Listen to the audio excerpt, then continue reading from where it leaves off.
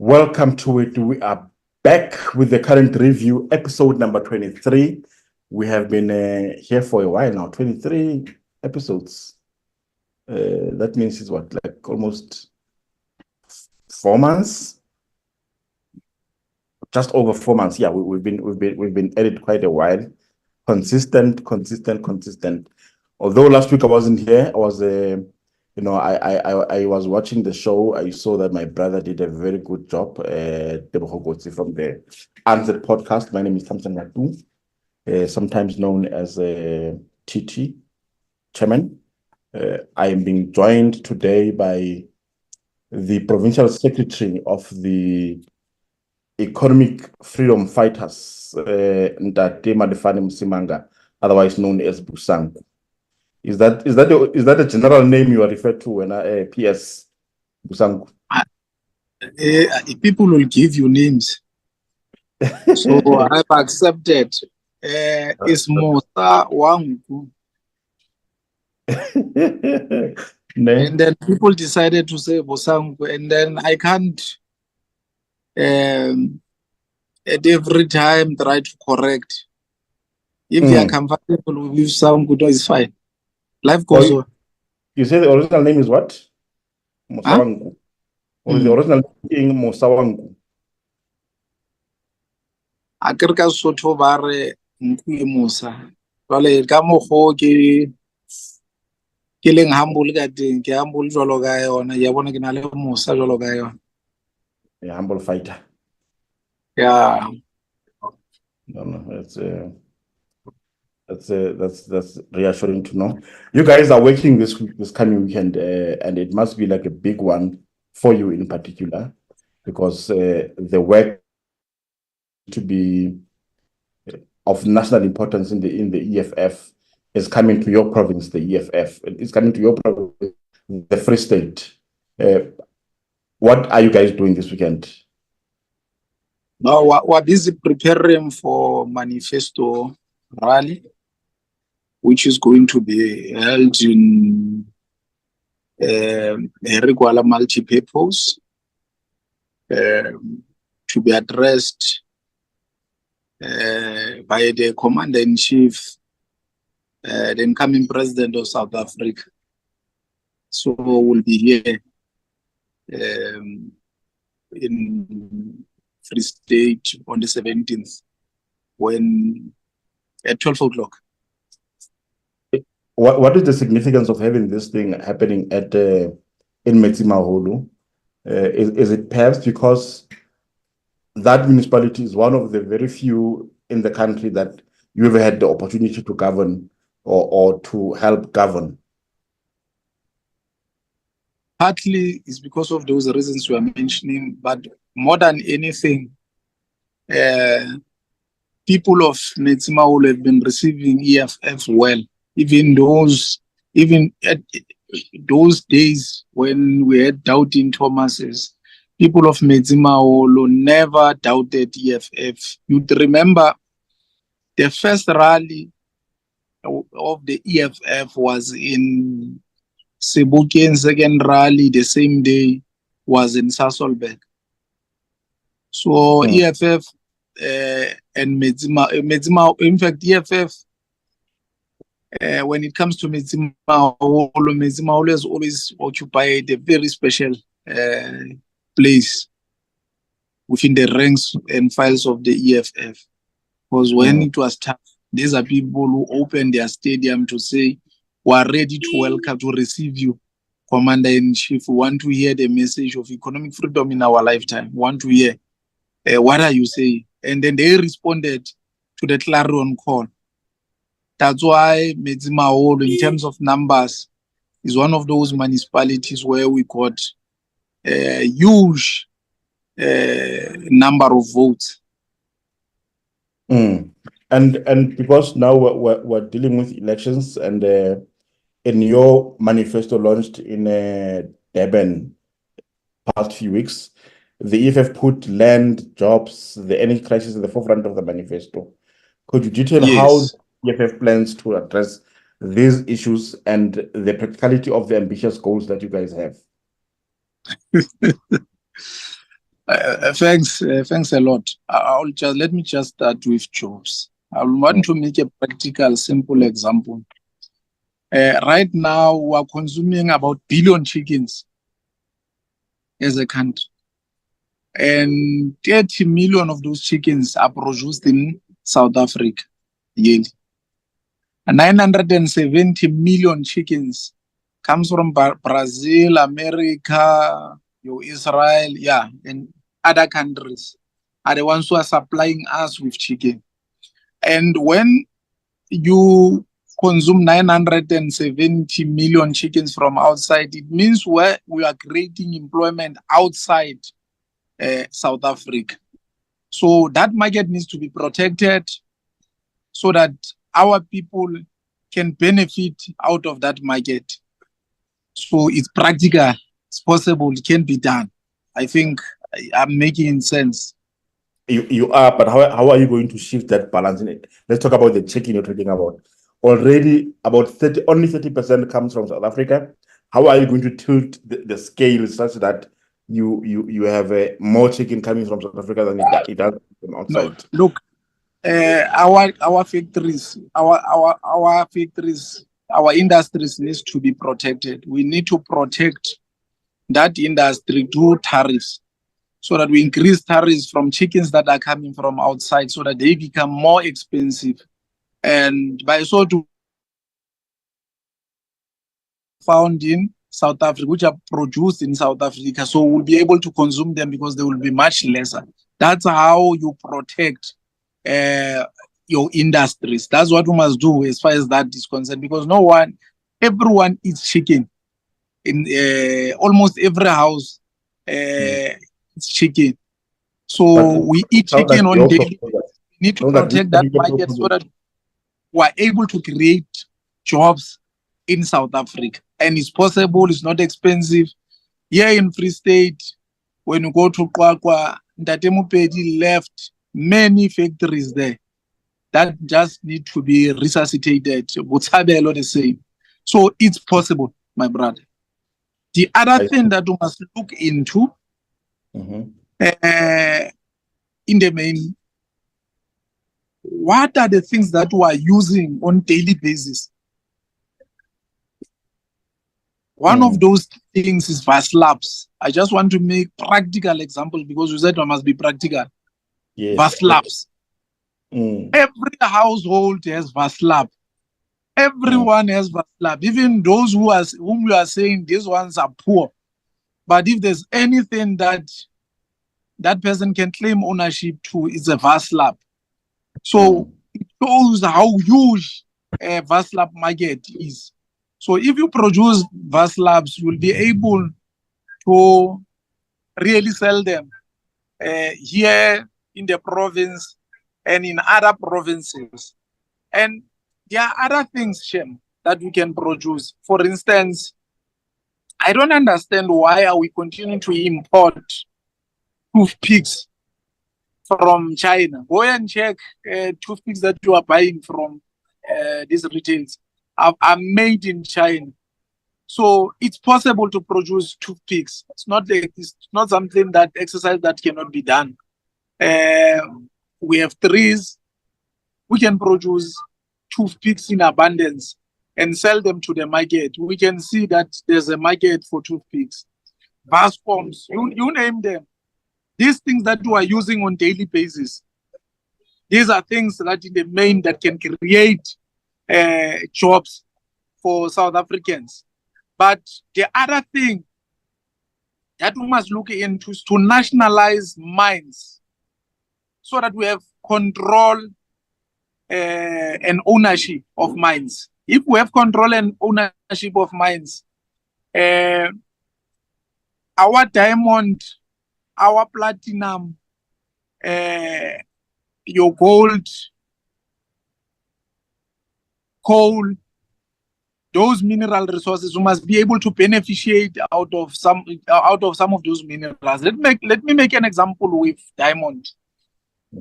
It cannot be that we export our diamond as raw as it is to other countries like China, India, and other big markets that were importing. After importing to China, in fact, our diamond gets polished in India, and it creates jobs in India, because those who are polishing our diamond in India, those who are cutting our diamond in India, by so doing, by cutting and polishing, it's work on its own, it's jobs on its own. But these are jobs that can be created here in South Africa. It's not difficult to polish and cut diamond. So we must beneficiate it so that our people can be able to really get jobs out of it. So there are a number of things, my brother, that we can talk, me and you, up until the next day when we talk about issue of job creation. There are so many things. But when you go to Kwaku,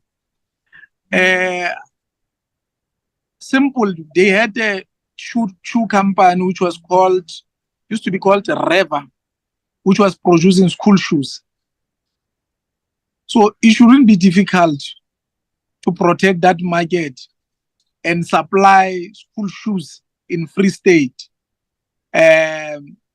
through, of course, assistance of the provincial government and local government, so that we are able to create more jobs. We can create more jobs, including uniforms. I don't understand why should it be a challenge to produce school uniforms at a large scale, at a huge scale, and then the market should be Free State, but at the center should be our people who are accessing that market. So there are so many things. Kwakwa used to export asparagus to Japan, and that thing used to create a lot of jobs in Kwakwa. So we must check some of these things to say, where have we gone wrong and what is possible, what is not possible. We have solutions, and even these what we call universities must be able to assist us with more research and check what can we produce here and how can we produce it. But some of these things, they just need us to really think deep. But solutions are within our fingertips. We can be able to really produce, to create number of jobs. Not this thing of public works, where expanded public will be told that we have created jobs with CWP, to say you created 280,000 jobs with CWP, of which by then, that Demopedi used to call them Mansatlal, was not taking that thing really as a job that you can say I've created jobs. Even that EPWP is now losing a meaning. The EPWP, its objective was to ensure that we take people, we give them stipend, but at the very same time, we create exit opportunities, having given those people skills so that they can be able to be relevant in their workplace. But it's no longer happening in that fashion. People are sweeping all over here. They are doing sweeping. So what kind of a skill that we're transferring or sweeping? So it's a problem. And then when we talk about land, my brother, we need to expropriate land without compensation for equal distribution. Land is a need more than the ruling party can accept. But the mere fact that we had an incident where the ruling party was leading occupation of unoccupied land there in Lorry Park to Mbalula's home, it shows the pressure and the necessity of redistributing land without compensation. Because ANC promised that it will distribute 30% of land by 2014, but now it's less than 10%, and we're in 2024. It shows that it will take more than 100 years with the pace that we are going. And then, we called for economic freedom in our lifetime. Things must happen in our lifetime. So it just needs a decisive leadership. And people will like saying investors will run away. Why don't they run away in China? Because that land in China is state-owned. You are using it there in China for 30 years. After 30 years, they take that factory and then it becomes nationalized, becomes a property of China. And they don't complain. And that's where basically things are happening in China. These investors, they just need you to be decisive and be clear. You must be predictable, and it must be known what you want. And so they are able to really see how do they maneuver within the provided environment to them. Now, in terms of the job creation and the proposals that we are making, for this to happen, the private sector are those kind of people who are sort of risk averse, and they are scared of inheriting a lot of costs in terms of the kind of production that would be required compared to the cheap products that are coming from outside. Now, would you be prepared to propose a state manufacturing company in terms of these things that you're mentioning, especially when it comes to such things as benefiting of natural resources? Yes, we must basically do state-owned mining company, so that we're even able to protect our coal. It will serve as a solution partly to serve as a solution to load shedding. So you must create state-owned company, but more than anything, you must protect your industries using tariffs. You must increase tariffs so that you protect your local producers. But at the same time, you must use incentive. You must incentivize them.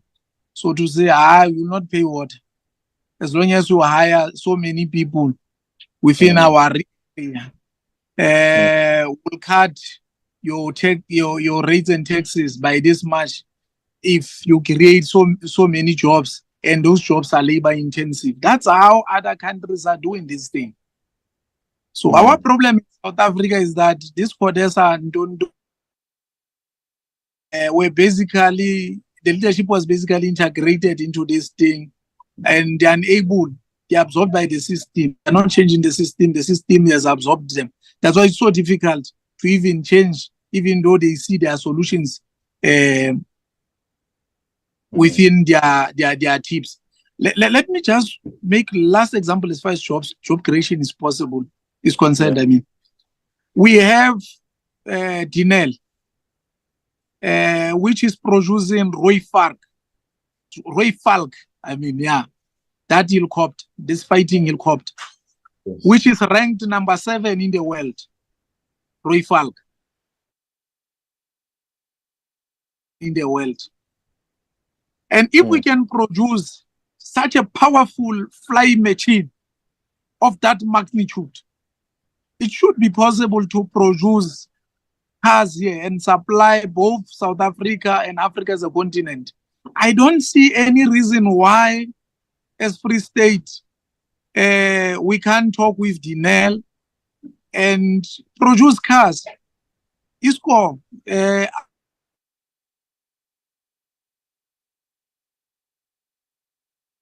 market for ArcelorMittal, but our industries must be protected. And you'll be able to swell the market, including even African market. It's possible. South Africa has a capacity, just that we are led by directionless, hopeless leadership. Now, with power outages, Julius Malema has promised to end the energy crisis within 6 months if you guys are elected. Could you explain just how feasible this timeline is, and the steps that you guys would take, to achieve that objective of ending load shedding within 6 months, if you like? This thing is simple. It just needs decisive leadership. Just needs leadership that is not handled somewhere. Let me make an example. It had the power crisis, energy crisis. I mean, it had the energy crisis. What they did, they went for flow regasification unit.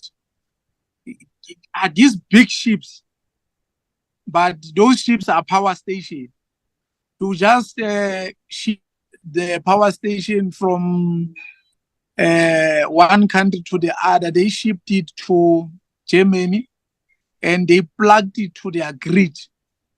That's how they managed to survive impact which comes with Russia-Ukraine war. So they're saying you go to Russia, you request a floating storage regasification unit. You go to Turkey, the same, China, the same. And then you plug to South African grid.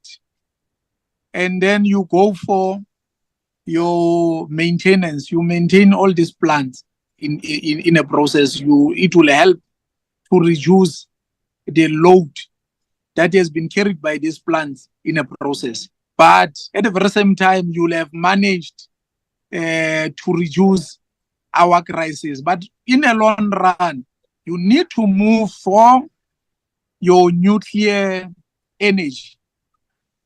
Russia is just around the corner, is willing to supply us, to help us to have a nuclear energy plant, which of course will assist us to really deal with our crisis moving forward. But at the very same time, and then you will go for all these forms of renewable energies as a supplement to what you have done. And then what you must do, you must put people with necessary skills. It doesn't help to go for the rater who has no clue about electricity, who has no clue about engineering. That's why we are here. And so the rater will be able to assist. While there are black people like Matsila Koko and Molefe, who managed in their term to really end this thing called load shedding. At some point in South Africa, under President Jacob Zuma, we did not experience. There was a time where we ended up not longer experiencing load shedding. So it's possible. This thing just needs decisive leadership. Even scientists, some scientists are agreeing with us that this thing is possible. It can be ended the way EFF is saying, just that we have a captured leadership which can decide, because they must go and please America at our expense. For heaven's sake, they want to get rid of coal.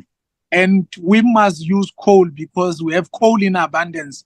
We have 200 years to come of coal, using coal, the way the coal is so abundant in South Africa. So we must go for coal as part of assisting as far as solution towards the issue of electricity is concerned. But at the center, state, all these things must be state-driven, because private sector is not reliable, even if you allow them certain percentage to 30 to 40. But in the main, at the center should be state-driven, because independent power producers are for profit maximization. Our people are going to suffer. What they know and pray and loyal to, it's only profit. So our people are going to suffer seriously if we are to follow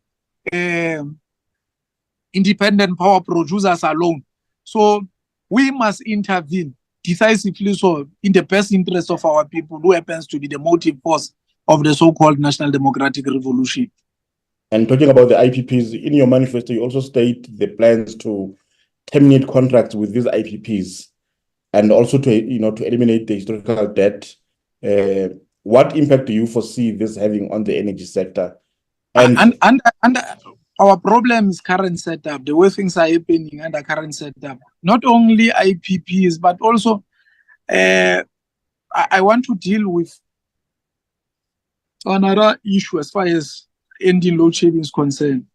You have these aluminium smelters who are using 800 megawatts. So we need to unplug them in a short run. We'll see these things. We need to really prioritize what needs to be prioritized. You can't prioritize aluminium smelters while you fail to save lives. Because if you are saying human life is value of all values as contained in the Bill of Rights, you must be able to prioritize hospitals, your clinics, and so forth, because that's where you will be protecting human life. Under current setup, it will not work, my brother. We're not part of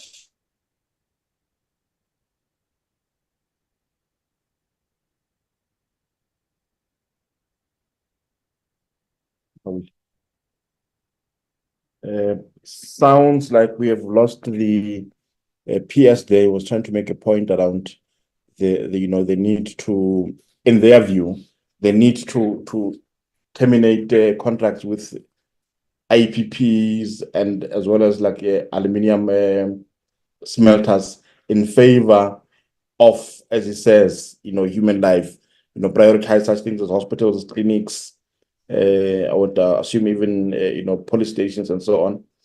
We will, hear him out as he rejoins us. We are trying to get him back online. The EFF is about to have their manifesto launch this coming weekend in Sasolburg, like the provincial manifesto launch of the Free State. It is going to be held in Zamdela, Harry Gwala Multipurpose Center, starting from 12 o'clock, to be addressed by their commander-in-chief, Julius Malema. So the provincial secretary, Independent Msimanga, is talking to us about what to expect from that. And as we go on, we'll sort of try to narrow this down to what this manifesto actually means for the people of the Free State, and if they should vote, for the EFF in the province of the Free State. I don't know if we're getting him back. But I do think that we had touched on a lot, but there is a lot that we need to talk about. He touched a lot on the land distribution without compensation. We spoke about job creation. I think we just have to get now the concluding remarks from the provincial secretary, Ndati Bosanku Msimanga, the provincial secretary of the EFF. Let's take a short break and then we'll be back as soon as we get him.